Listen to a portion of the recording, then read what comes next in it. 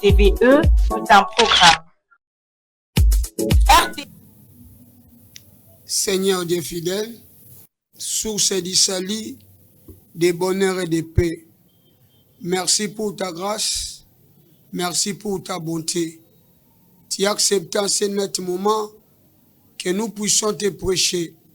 C'est pourquoi j'implore que ton règne vienne et que ta volonté prime pour l'édification de ton peuple. Toutes ces masques pour s'aimer l'ennemi contre ton peuple, nous les rendons stériles et nuls au nom de Jésus-Christ. À toi la gloire, le trône et la majesté. À nous la puissance, la force et la délivrance. À nos ennemis l'humiliation et la confusion. Ce qui est impossible, papa, comme possible. Ce qui a été difficile pour nous est comme facile. Afin que kombo na yo ekumama, peuple na yo batato la bikamwa, na kombo na Christo. Amen. Bien-aimé, une fois de plus, topé sibino matondi, na lisungi na nzambe, oya bateli yo pa bateli biso, tuye lisusu na sous-thème ya pokwa lelo, Christ cherche un lieu pour reposer sa tête. Yesu Kristo azoluka esika ya ye kopemisa mutu. Première écriture, Matthieu 8, 19 à 20.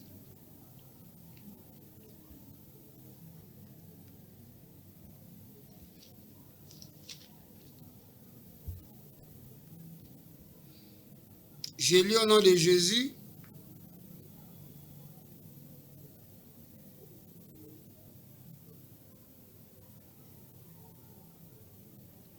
Un scribe s'approcha et lui dit, « Maître, je te suivrai partout où tu iras. » Jésus lui répondit, « Les renards ont des tanières et les oiseaux du ciel ont des nids, mais le Fils de l'homme n'a pas un lieu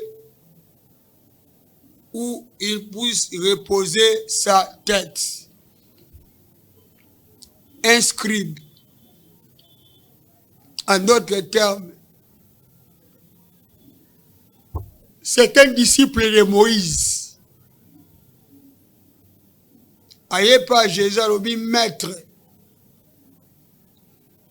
je te suivrai partout où tu iras.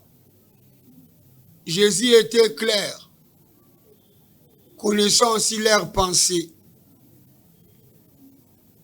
Barena, bazana banin, na mabulu bakotaka. Ba, ndekalikolo, baza pena banin, baza pena ba zala, o bango basala, pona nini, pona kopema, me mwana na moto, azangi esika, pona ye kotia mutu. Ndeko, nalobaka met fois, maloba nzambe zalaka kode. S'il n'y a pas la révélation du Saint-Esprit, muta comprendre ma bomba mina nzambe te. Qui sont les renards et qui sont les oiseaux du ciel? Ndeko, renards, ce sont des politiciens. Bazana mabulu na baomba kotaka. Pona ba repos. Bazana bespaso bango ba créa. Mutumo bazana mbongo asombi espace. Kota ba maluku, kota ba nsele, ali. Ba komisango cimetière moderne. Yoga kombo, chemin du paradis. Et puis babanga kateti bachaka ba kombo wana, chemin du paradis. Na paradis bakunda miku ata. Isko yoka ba pri. Bamsu bachango kombo entre terre et ciel. nécropole. Soki pe bembe na bino, bokundiango kuna bo sepela bo sa pe tapage. E bembe na biso to abato mbongo. Yaya. Ngana yo toyo mamega na TV na radio. Makambare na wasala gouvernement bimi. Mais so na luki kombo na okune ezate. Ni abandeko nao. Ezate. Mais so ka to komi 2028 baroya. So bo pesi nga voix bo mona bangwana barena. Ba ba sela ka manda. Tango ana manda zo profiter nyose koma ya ye. Mazo bosa na ke mande ko sila. Bato ana bolinga ko ya ko kosa bokeka ko luka bango. C'est pourquoi faut la mwana nzambe longwana ba théâtre na ba distraction. Ya monde ba politicien. Maintenant qui sont les oiseaux du ciel? Les oiseaux du ciel eza bato yo so aza na Congo aza congolais. Soka bimi Congo akomi na nationalité mususu. Bayaka bazwi na Congo bake ko investir libanda ya Congo. Or, soki bazala na bolingo ya Congo to bolingo ba Congolais. Congo eza na crise ya makambo ebele. Congo eza na problème avec infrastructure. Mais bango bazozo ya Congo il y a bien pour pas gende ko investir libanda ya Congo. Et puis pour pas finga Congo. Tika nzamba limbisa. Bien aimé. Alors bi mwana na moto azange sika eko cha mutu. Yaya. Ngana yo tobotama na maternité. Yesu abanda konyo kwa mabanda na libuma Marie. Tango esenga kia botama.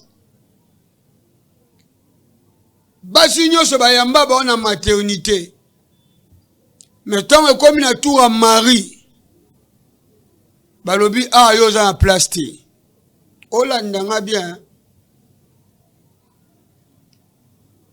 Jésus n'a qu'à libuma Marie. Mais batamoki ba boko pe sa maman na espace pour accoucher. Parce que le gars qui m'a cassé, elle n'avait pas le choix. Akeko bota wapi. Nanda kwa ba meme wezakata na botete. Wezakata na aspecte. Et puis nanda kwa na ezaka na courante. Donc Yesu botama le rôle na intérieur. Vous comprenez? Mkonja munene. Ouazana autorité likola ba roi. Likola ba peuple, likola ba nation. Likola même ba esprit impie. Mazo bota manesika moko médiocre.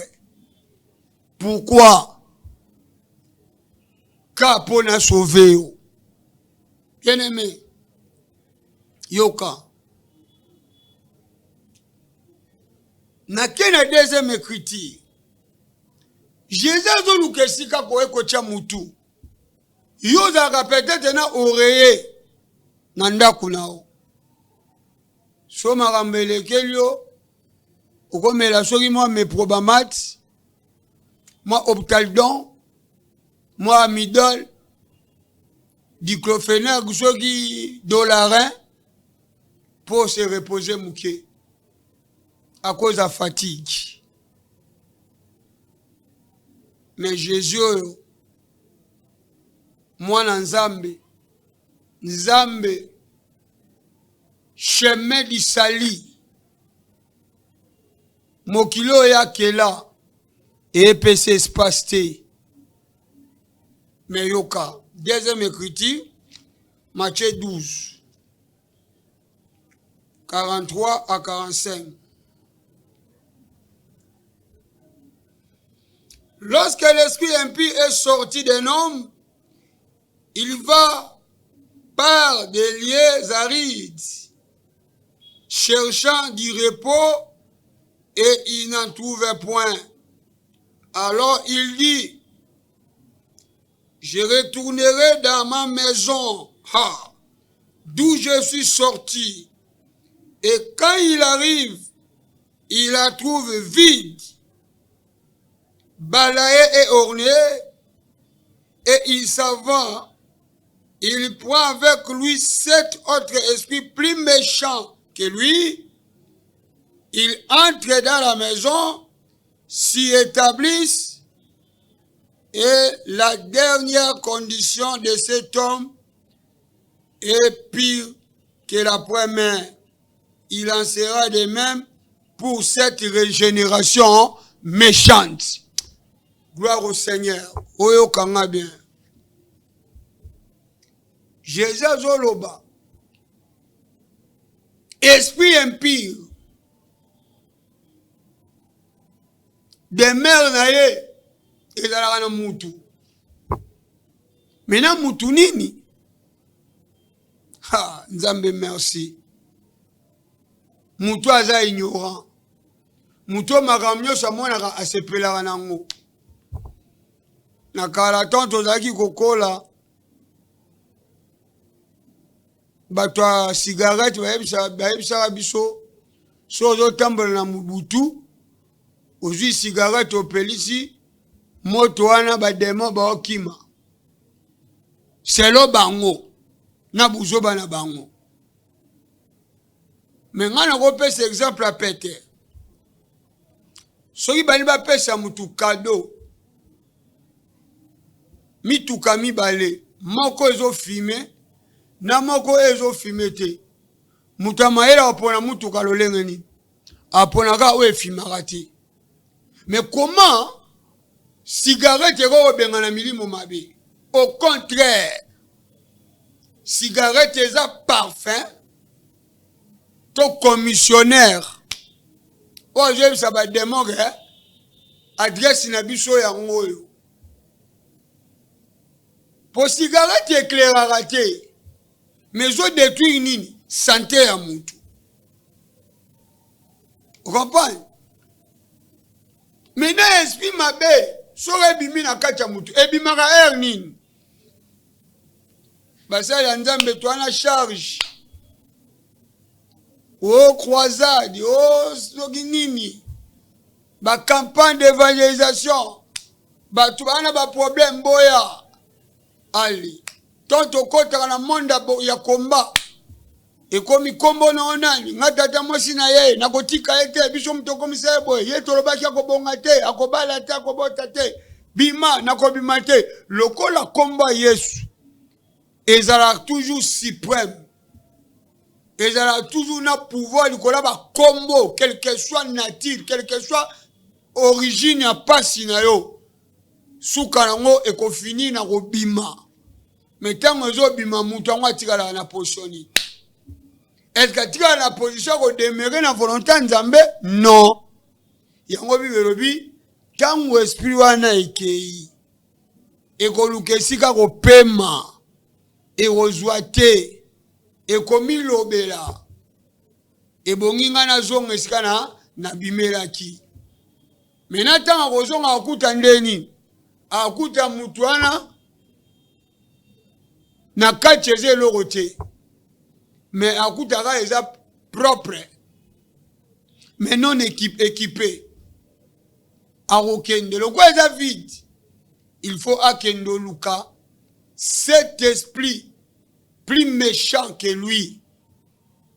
Plus yango esali 8 baye ko siéger na kati ya mutu ndenge lelo ba M23 bavana na Bunagana na soki na baruchuru doto waka ese na biso ndenge bavanda ona posko babime ko makambo te bakoro so babilo mwande mwana milimo mabe pesala bongo bibelo binatire tangisa bisoti donne bakotaki bakobima bongo te kobima na bango fo ba détruire mutu batika mutu to mususu mutu ana bango babimi mutu ana kufi yo mutu ozotambola na loyenge na vi na oyoka maintenant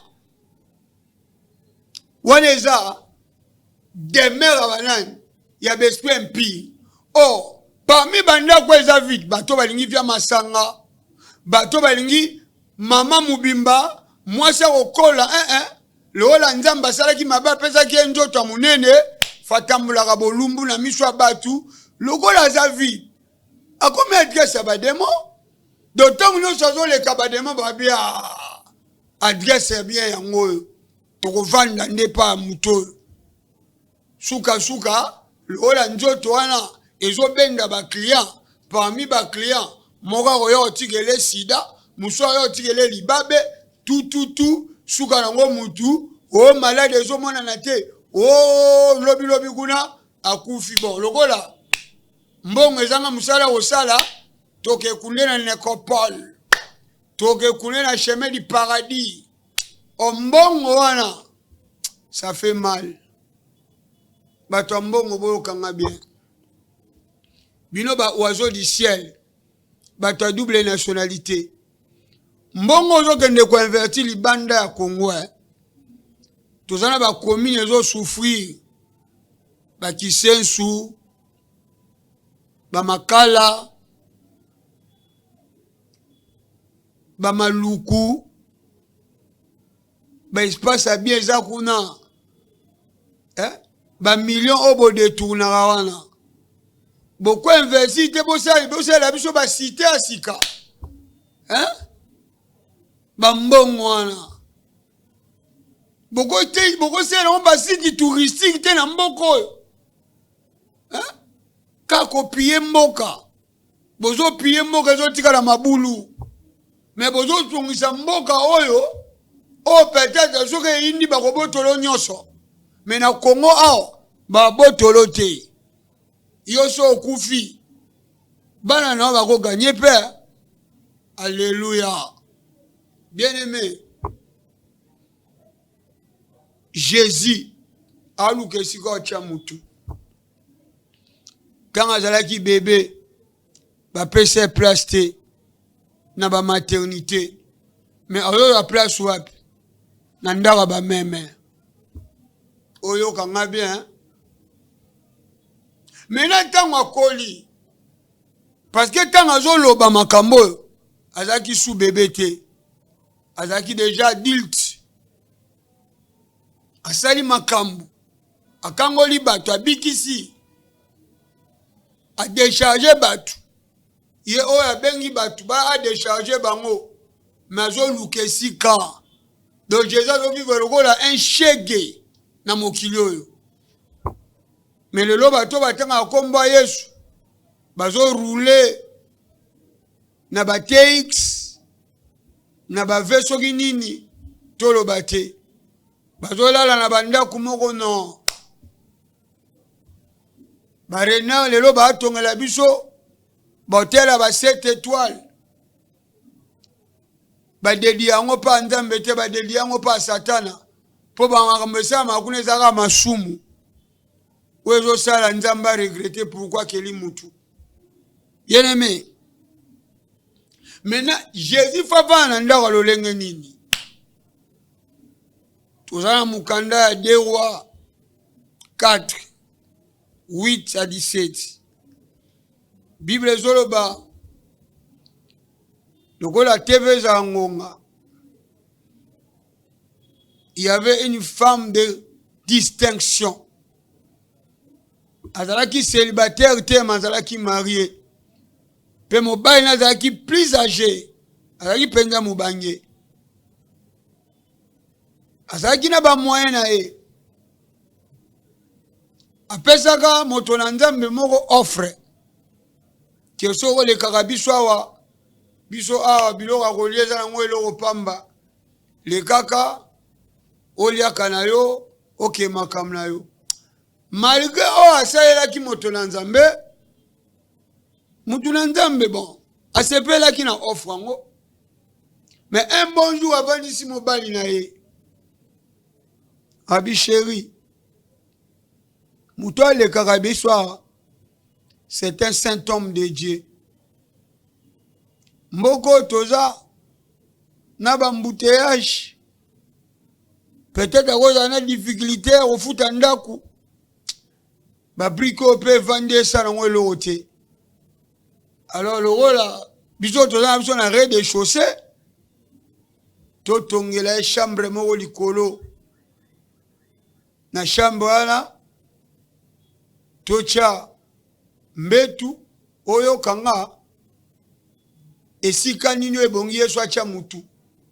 Tocha mbetu, tocha mesa, tocha kiti, pelo kwa suka tocha chandelier. Landanga très bien. Si l'esprit mauvais et l'ukaranda kweza vide, pour akende lukabat ninga na ye, pour ba siéger.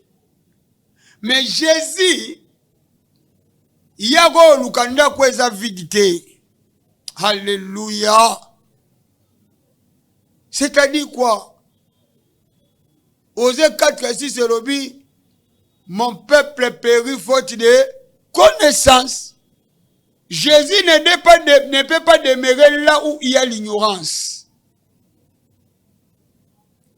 C'est le diable et son esprit, ainsi que ses démons, mais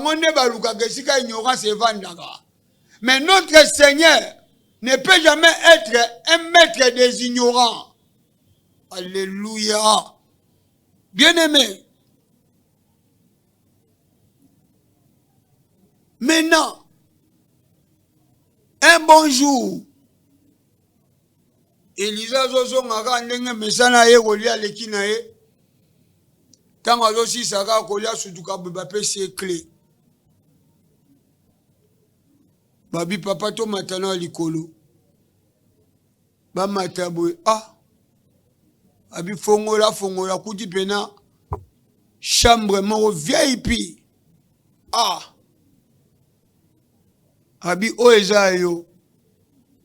Nyoso ya yo. Donc biso to tika na se me yo za likolo.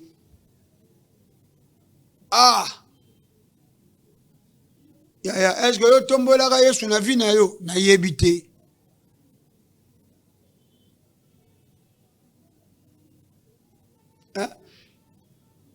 Na kati Élisée esprit mabe à la guide, c'était le Saint-Esprit. Maintenant la Bible dit c'est poussé par le Saint-Esprit que les hommes ont parlé de la part de Dieu. Mutambongo zo la biso na TV tala biso bien. Comprendre un peu message au profondément. Quand vous êtes mais quand vous êtes là, et qu'on peut son niveau, vous comprendre ma bien aimé. Elisa qui est émotionné. Il y a au moins offre au bapessier et des passages qui est.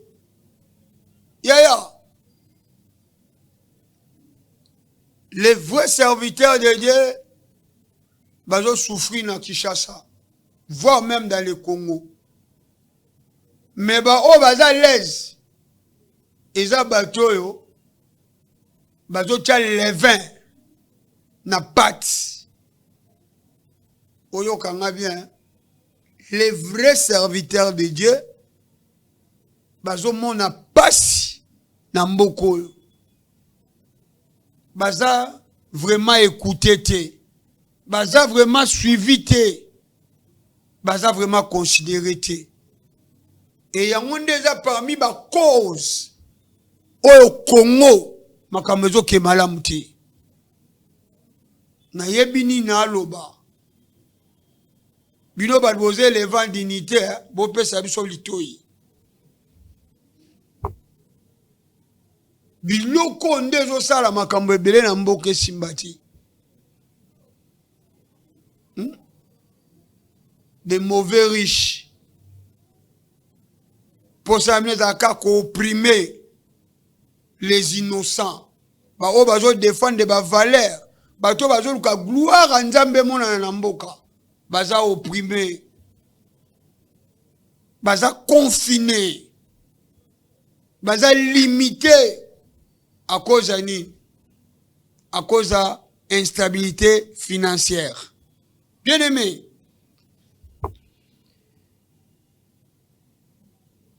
Elisa tuni mwasi abi par rapport à acte oyo sali olingi na sani na ke pa roi na sengelo ba faveur au futa susu ba taxe te à répondre abi j'ai vu dans ma nation, ça dit parmi bato ba osana gouvernement bandi kona ba kuna c'est que na quelle la raté na zanga reloroté donc na stable on les a qui selon maloba selon la bouche mais il y avait un manquant dans mon thème qui avait révélé ces manquants. Ils allaient qui moutumoko ou alukaba bénéfice. C'est Géazi. Géazi a joué bisa maître na bi maître. Kala mobile na zampaka. Nandako magamno sezaka na ordre. Ba verre pasukarate. Ba sanye ningana te. Ba télécommande kututolo bate. Ezara sikande sombama. Ah! Mbala moko Elisa comprendre. Yaya. La Bible dit Jésus-Christ est le même hier, aujourd'hui, éternellement. Mais nzamba za nzamba système te. Nzamba za ba dimension. Pona Sarah jwa mwana. Esenga ki alambela nzambe wana. Asala prière te. Pona ana jwa mwana esenga ka umela na losambo mais pona mama oyo la femme de distinction. Or la femme de distinction aujourd'hui c'est l'église épouse qui connaît la volonté du Seigneur. Je dis bien c'est l'église épouse qui est représentée aujourd'hui par la femme qui a enfanté Jésus, c'est-à-dire Marie, la Vierge Marie. Alléluia. Marie a discuté libosoya elobelia ange. Alors qui je suis la servante du Seigneur, tika mokano ankolo salini et salama. Yango Yesu fa bota ma pa Marie. Accepta. Elle a été ciblée. Automatiquement, elle n'a pas refusé. Elle a obéi. Atala teke na micholo wala baboyinga na ba maternité et sika weza salité na abota Yesu na ba condition wana. Alléluia. Bien-aimé,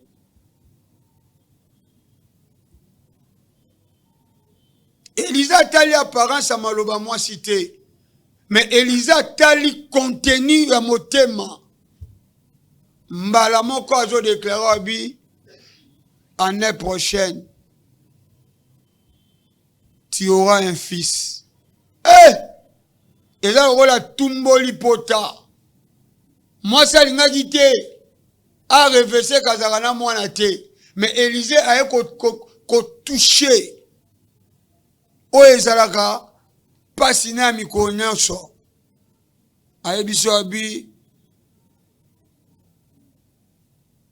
koko sa servante na oti oui ni etinga lo babongo parce que elle avait déjà dépassé l'âge ya ménopause. Elle n'avait plus d'espoir en elle. Et en voyant aussi son mari qui était vraiment vieux, à mon avis, bon, Koko Samosali na yote. Yaya liloba na nzambe za semence. Sore kwei na mabela malamu. Mbala moko bambume komonana. Yaya. Oyo muto olanda biso na ndaku.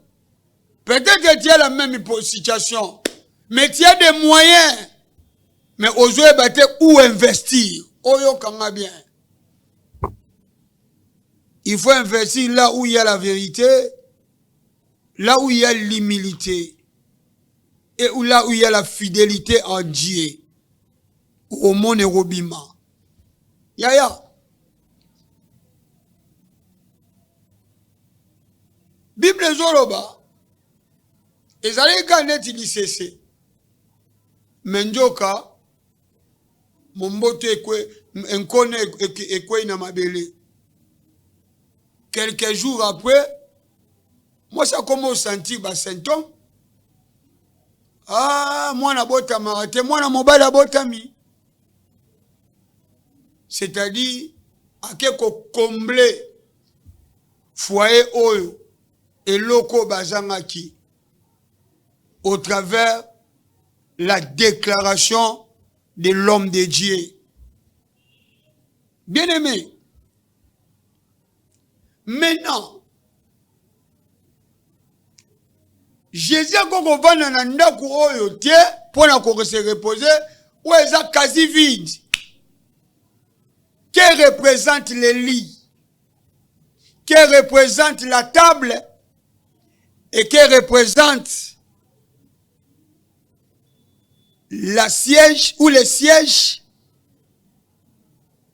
et les chandeliers. Voici l'explication. Psaume 23, versets 1 à 2.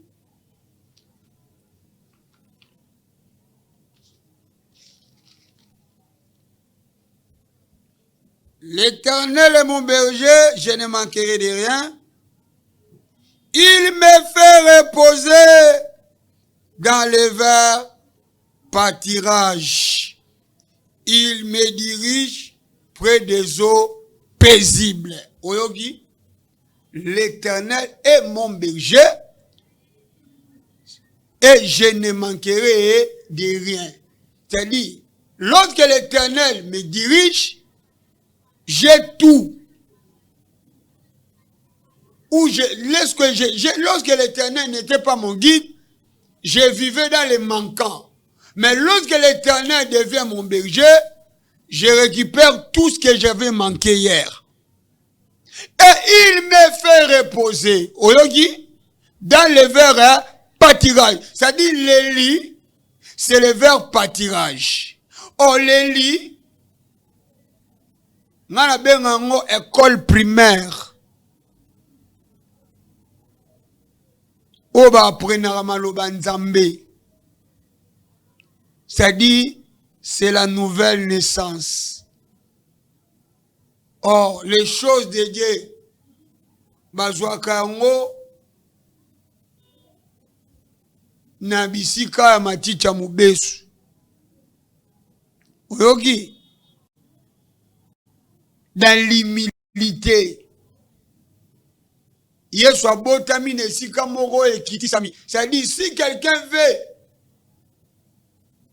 vivre ou contempler les merveilles de Dieu, quel que soit son rang social, il doit se rabaisser. Yamoni Jésus opère sa parabole, Abibo Kondalikolo est semblable aux petits enfants.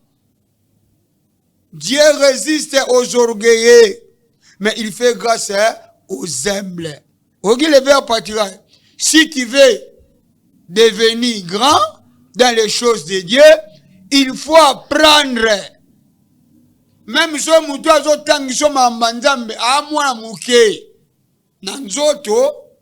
mais dans molimo, il est supérieur. Vous comprenez?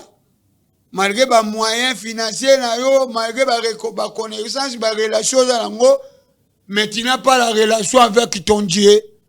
Il y a cause. Il y a gaspillage à Mbongo bino bozwaka. Le cas bozwango na ndenga mabe, ils ont poussé bino kana makambo yo, ils ont glorifié Nzambe te.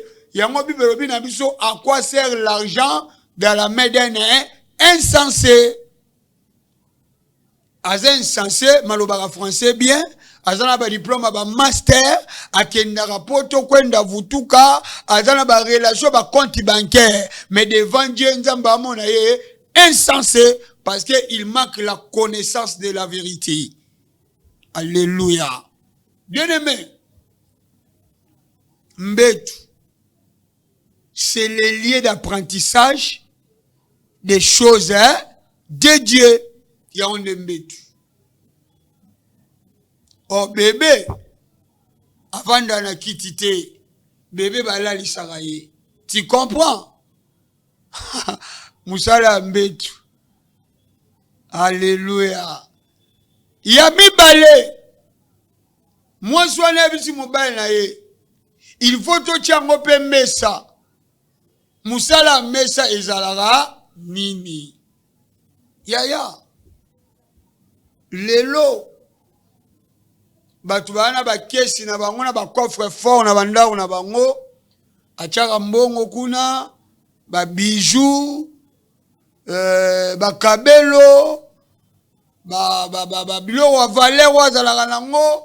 Ou ça la grandeur na ye. Azan esika abongisa. Musu gutu. Avivane na via kindumba me. So makangu na ye. Aoja pena. Bilo wachele na mesa. Me liloba na nzambe. Ayoka yango. Me atikala kopesa ngo espace te. Oyo kanga bien. La table, c'est-à-dire, c'est le lieu où est bon qu'on place mon beko na nzambe. Hein? So tangia bakouk. Oyoka bakouk de. Azolo ba jeta mon poste. Hein? J'ai veillé. Pona nini? Pona yoka nini onzamba koloba. Et puis après koloba. Baloba nini? Écrit cette prophétie sur l'état des tables. Afin qu'on la lire couramment. Or Jésus l'obipé pour cette génération méchante. Ni ne comme sa génération méchante. Ou comme la biso. Conséquence c'est anine. Parce que balingi kosa la lecture te ya prophétie o baloba ki ba koma wapi na table. O table wana eza table mabaya hôtel kwa na plateau toza. Mais table wana c'est le cœur. Hein? Yesalobi, c'est de l'abondance du cœur que la bouche parle. Si dans ton cœur, il n'y a pas la semence de Dieu, il n'y a pas la loi de Dieu, qu'on espérer na réussite, qu'on espérer la victoire, un jour, Jean 10 c'est au Kokisama, le voleur viendra et il te dépouillera. Au tika la mabo au pamba, Ozala mutami lelo. Parce que la table est vide. Ça dit, il faut senga nzamba peso un cœur sensible. Na maloba na nzambe. Mais so mute manu eza sensible. Na makamba mokili. Salomon appelle sa réponse vanité de vanité. Tout est vanité. Maintenant, so ozongi na Josué 1:8. Nzamba zoebisa Josué que ce livre de la loi ne s'éloigne point de ta bouche. Or pour méditer, il faut moutemer à la remplie de la connaissance de la vérité. Alléluia. Bien-aimé. Maintenant, token elora misatu. Les sièges quittent. Où ça la quitte ezali? So tali quitte. Azalaka na makolo 4. Pourquoi makolo 4? Ah, biska yiswa ovanda. Quitte à toi makolo déséquilibre. Quitte ezalaka makolo 4. L'agneau de Dieu à quatre pattes. Maintenant, kiti, c'est quoi? Hébreux chapitre 12, verset 14. La Bible dit recherchez la paix avec tous et la sanctification, sans laquelle personne ne verra le Seigneur. Oyoki. C'est-à-dire, kiti, c'est l'équité, l'égalité. Congo na biso. Où est-ce qu'on la Congo? Ils ont likamba kiti. Ba oba bonga, ba tikala bango. Ba oba souffri, ba zo s'empire kana kata kolela. Ba liara bango na bango. Mais so ba moni mande comme na suka, ba libino ba miette. Pour ba sal ba vegle bino. Kiti c'est l'équité. Bible lobi o lingi ba sala ote. Ko sala pe moninga na yo te. Maintenant nani wa pesa ki Jésus kiti? C'est Zachée. Luc 19. Alléluia. Verset 2 à 10. Bible lobi Zachée azalaki mokonzi. Yaba o bafutaka mpaku. Tozwaka loko la DGI, tozwaka loko la DGRAD. Hein? Il était un financier.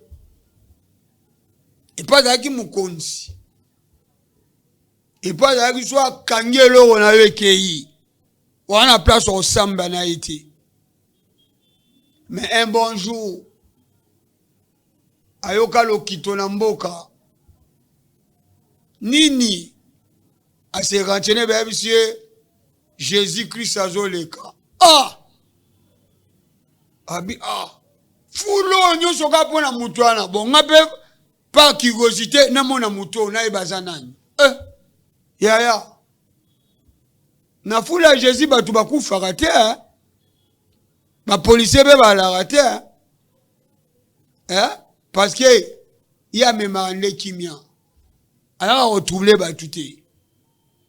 Ba iba ape batu ba chombote. Mais oga mutu ake concert, ba ibe chombo, ba ibe mbongo, qui dit ba ape ba enlever na concert. Oye bagayo, ba foule nini yo kendara. Biso tozo peso ka matière. Ya. Tellement foule le cas qui est belé. Taï na epé zala ki mukuse makas. Et un péché qui est à mon âge. Mais, à mon avis, sous tes gros, on a temblé en Jeep. Il a fait un effort. Bible, les hommes de s'y efforcer. Ce sont les violents qui s'en emparent. À qui qu'on m'a talikola si comment. Pour un taille, il y a au moins un Jésus. Or, si comment rézalaka. Si comment reza arrêt. Yesu le roi mutuka. Si comment reza arrêt. Et si comment reza avantage à Jésus zalarawana. Oyo kanga bien. Bien aimé. Jésus komika na si comment a telemi. Nebita ebela zacha pa bizache kita. Lelo ngai na osani na ola nanda kunayo. Ah! Batunyo so bazalaki ana ba yimi. Ba bien? Mwana na Nzambe. Musantu. Ala le pa jo ya nyongi za biso. Lelo nga ona tikala piaker. Poti po abotola nga fonyoso. So ya loba nini? Ala na kwa mutu. Seke batuana ba décourageaki. Makambu ba loba. Zache pa yoka kiango. Jésus pas yo kiango. Maintenant, quelle a été la décision de Zachée? Zachée comprend que na yambi mutu aza munene koleka musala nanga. Koleka même bateau ba lo babilobela contre nga. Aïbsi Yesuni. Abi Seigneur. Soki na botola ki mutu. eloko moko nazozongisa fois 4 ozompa c'est-à-dire soki nalelisa bato lelo naozongisela bango na bata chômage kiti yango wana oyoki olingi basala o te kosalela mpe baninga te kolobaka teke nga naleki o banda lelo ti lobi oyoki repentance ya bien na mboko tomona bato basamba na badetournement tomonaka ntango badetourna nde baprocès ekendaka mais est ce que bazongisaka biloko yango so bazongisaka bambongo wana est ce que bafulu na Kinshasa elingaka esila te est ce que benga batongela biso bastade ya bien te na mboko oyo oyo kokanda okotela bakongole mbongo bakoka kopesa kisenso te kimbanzaka vale eza pena ezaka na bacanada yaya bapoliticien mandat lete silaka mais oyebaka déjà en cas de la mort oke wapi bakokunda na nécropole mais pour finir ta course en enfer bakokunda na chemin du paradis pour finir ta course de l'enfer. Est-ce que ça président wako mais le lokola Mobutu? Est-ce que so mituna so to lukina ba cimetière mboko to kuta komba Mobutu biloko wane ko terre bino te bandeko nanga hein ata biso tozanga ba possibilité tozana do pesa bino ba conseil te boko comme ça biso ba conseiller na ba cabinet na bino te olebo zalaka na bato ba betela bino maboko. Même si vous travaillez dans les échecs, mais bolingi kaba adora bino neska nzambe. Au fur et à mesure, bazo adore bino mbokezo fané. Que l'Éternel intervienne pour ces pays. Bien-aimé, Zaché, naïbité, Jésus biseka kita lelo no la nanda kuna yo. Jésus bisi Zaché te bongola mutema mais ayoki ba murmure yaya c'est que mukolo wana bato ebele ba se retrouva hein et puis tant sali yango Jésus lobi aujourd'hui le sali est entré dans cette maison. Apocalypse chapitre 3 verset 20. Voici, je me tiens à la porte, je frappe. Si quelqu'un ouvre, j'entrerai. Et je souperai avec lui. Yaya totikalika natan souka. Oh, le temps du soir. Moutaza déjà na force te. Tant apoko eza moutazo kendeko lala. Oh, moutazo comme faible. Ni nezo comme ça tout faible. Ce sont des réalités de la vie. Maintenant, si comment reza nini? Si comment eza et si ka obazo élever Jésus. Là où on prêche la foi. Parce que Taya Zaché permettait qu'il était à Koutana Jésus. Maintenant, Koko Mamoulaï Zaché, c'est-à-dire il a trouvé un lieu où on présente Jésus, où on élève Jésus. Maintenant, ebongaki Yesu azongisaye, azongisewapi na mbetu. Abanda ko apprendre na zongisio na mbetu. Abi Seigneur, si j'ai causé du tort, si j'ai ravi, mboka o banda ko ebele batongia milai etongami kana mamongo msu ya makila. Moussou ba détourner mais ça la marana mais ils ont ça la gloire na bango mais ils ont ça la soni ya mboka boyo kanga bien maintenant Jésus lobi le sali est entré aujourd'hui. Tu peux avoir l'argent, tu peux avoir des possibilités, des maisons, des relations, mais tu es privé du sali à cause de la cupidité. Tu n'as pas souci des autres. Hein? Zalarana mawa. Yoza riche mais bamsou ba pauvre. Ko dépouillera bango te mais au contraire restituer oyo botola ki bango. Po bango pe bazana ba charge. Mene lo kwa souka. Babi les chandeliers. Chandelier, Jésus c'est lui la lumière du monde. Maintenant chandelier, et c'est ce qu'a battu Kamwinda. Chandelier zanini. Jean 4, 23, 24. Jésus l'obini, la femme samaritaine, l'heure vient, elle est déjà là. Où les vrais adorateurs adoreront les pères en esprit et en vérité. C'est-à-dire les chandeliers, c'est l'esprit de la vérité. Maintenant, l'esprit de la vérité, babi teza esprit ya inquiétude. Tant d'histoire, ezata omutu, azat épuisé, na ben fort, ta auto vivre, ba locataire, azo raisonner na futa, mbongo abatu, anda, koto rentrée scolaire, pe yango ezota abiso, mais na maboko nane lo côté. Matthieu 6, 25 à 35. Jésus a dit, ne vous inquiétez de rien. Nani nakata ba inquiétude, ako baksa même une minute. Ya survie na ye. Ne sika ko s'inquiéter. Cherchez premièrement le royaume et la justice de Dieu. Ce sont des païens au wapi ba s'inquiétera na biloko. Mais votre Père Céleste sait que vous avez des tâches à accomplir. Mais c'est lui qui va accomplir vos tâches parce que il est Jéhovah Jireh. Il pourvoira car c'est lui le maître des temps et des circonstances. Yaya. Saint-Esprit va nous rater. Et si comme tu as imara, à cause de la réalité à Mokili, à cause de la difficulté, il y a quelqu'un. Hein? Jésus va payer ça qui est nini, va payer ça qui est place, wap, na croix. Vous comprenez?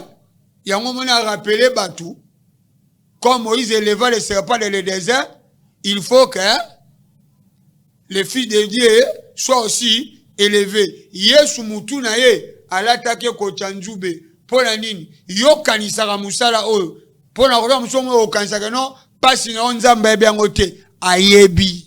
Ayebi yango. Mais problème est ça. Tika ba inquiétude. Mi kiti ça. Banda ta kwa adorer. Banda ta kwa louer.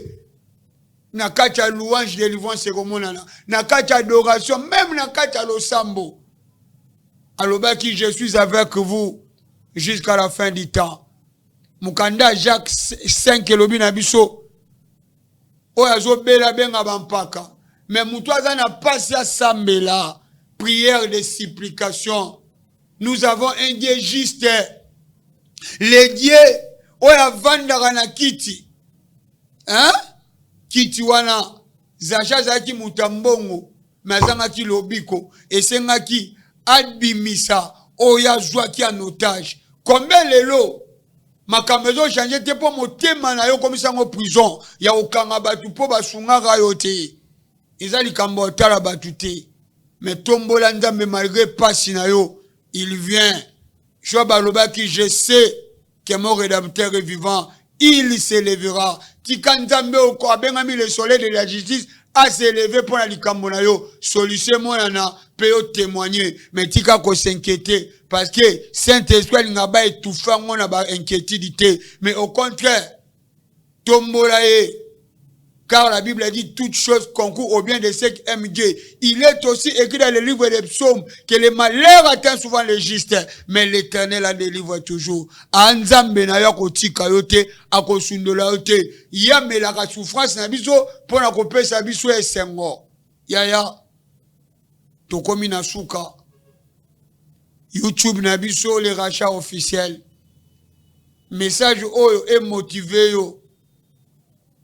Nzambe bi kozana bana fo bazonga classe koke kwa dore ba député te po ba peso ba kaye ebele bazo sala ba étoile ya bana mona musika nzambe aza incapable te hein aza incapable te yenda pe atinda ka sécheresse yependa atinda ka mbula pona abondance abosani yote mais mitala esika nini yo etufaki nzambe oyo ezwa empêché soit vanda tala bacomportement nyonso touti koloba awa eske na kati na o mbeto eza oza humble eske motema no eza disposé na koyamba maloba na nzambe eske kati na yo kiti eza otretaka bato nyonso na ndenge oyo omonelaka to na ndenge nzambe alingi epuis na eske na kati na yo maloba ya verité eza to likola souffrance okoma obuka lokuta nde ezokomisa babarrière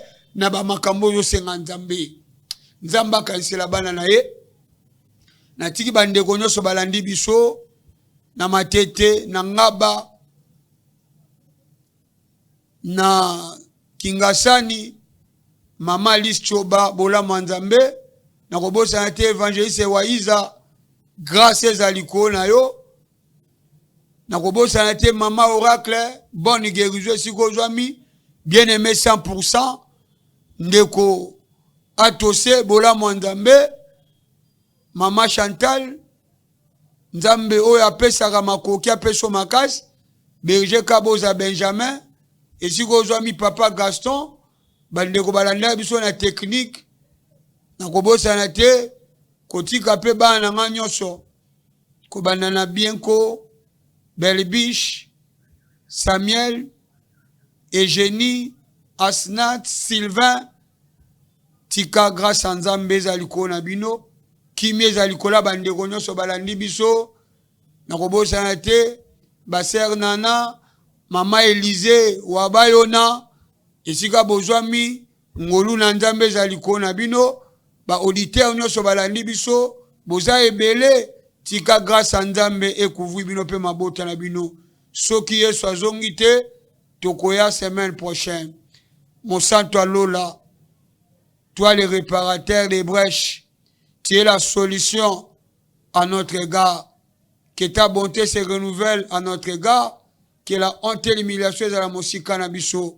Où est qui impossible comme possible. Où est qui difficile est la facile. Et si kababo ba échoua qui à cause de fort, mais Seigneur à cause du sali, car c'est le temps du sali. Tika lobiko et visiter bango pe ba célébrer bikamwa na kombo na mokonzi Christo. Amen. RTVE, Radio-Télévision